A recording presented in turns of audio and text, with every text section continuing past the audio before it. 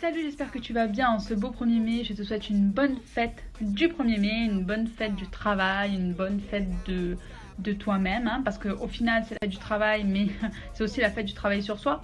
Donc du coup, on rebondit sur le travail sur soi. Et aujourd'hui, de quoi je vais te parler? De la régression pour avancer. La régression pour avancer, c'est bien souvent un mot que tout le monde assimile à du négatif, à quelque chose de mauvais, alors que pas du tout. Et je vais t'expliquer pourquoi. C'est pouvoir aller piocher dans cette expérience pour pouvoir avancer. Essayer de piocher dans ce qu'on a déjà vécu pour pouvoir avancer, soit lorsqu'on est bloqué, soit lorsqu'on fait un cheminement totalement. La régression, c'est tout simplement un processus qui te permet d'assimiler, de comprendre ce que tu as vécu et de t'en servir. La régression, ce n'est pas un terme négatif, si tu n'as pas envie qu'il soit négatif, bien sûr, parce qu'après, ça te concerne, c'est ton droit.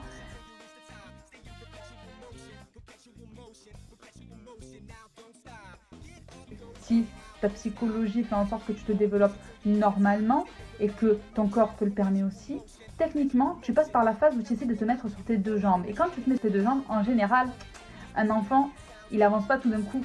Il fait pas après pas. Et puis avant de faire les pas, il tombe souvent.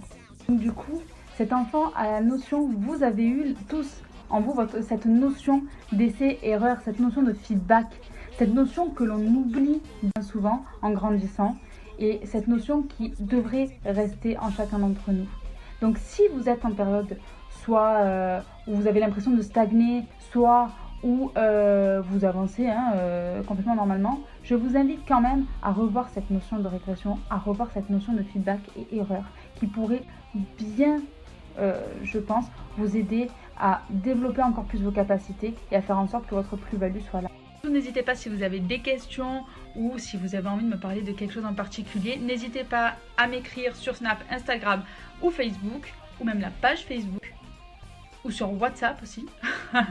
La fille, elle est partout, on ne sait pas où la joindre. Donc du coup, vous pouvez me joindre sur ces réseaux, il n'y a aucun souci, je me ferai un plaisir de vous répondre.